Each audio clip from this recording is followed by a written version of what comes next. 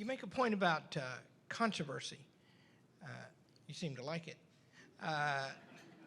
Well, you actually did say, I hadn't heard this before, you doubt yourself when you don't get it. The opportunities in controversy, that's when people are paying attention, right? Are you able to treat those as teaching moments, learning moments for everybody? Yeah, sure. I mean, when there's friction on an issue, that gets elevated. And so there are times when things that don't matter, if the media tries to poke me on, sometimes I'll just ignore. People attack me all the time. A lot of times I'll ignore because I want to elevate the things that I want to elevate. And so, once you have the conflict, it starts to elevate. Part of it is legacy media. Anything that I do immediately, they are going to react against. It's just their nature at this point. The left, same thing. It's knee-jerk, and it is what it is.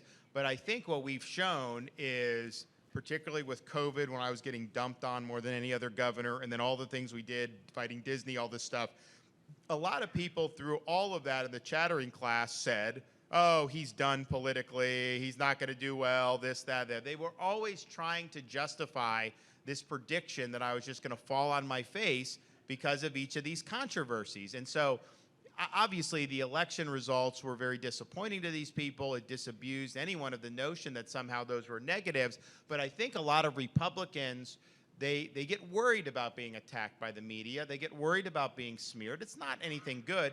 I don't read any of it, so I don't really care. I mean, if I see New York Times, I just ignore it. I mean, I don't care.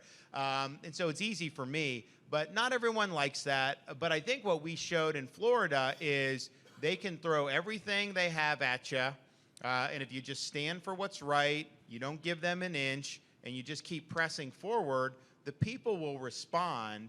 And the idea that I could go from 32,000 votes to 1.5 million votes, having more negative media attacking me than any governor, I would say, in probably modern American history, that should show you that there are people out there, voters, they see through all the smoke, and they're just looking for some truth in a very convoluted, strange time.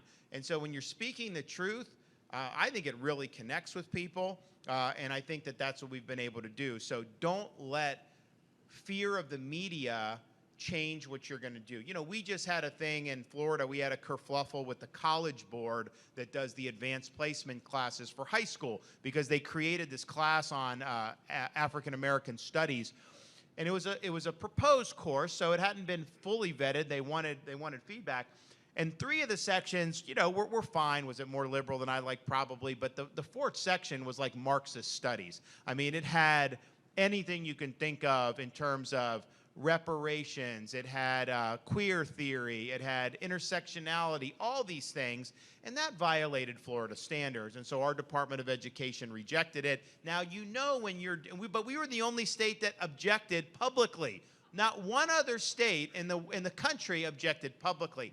I know a lot of them were objecting privately. Why? Because when you object to that, what are they going to do? They're going to call you names. They're going to say all this stuff. And so we've had to deal with it. But, you can't let media criticism prevent you from doing the right thing.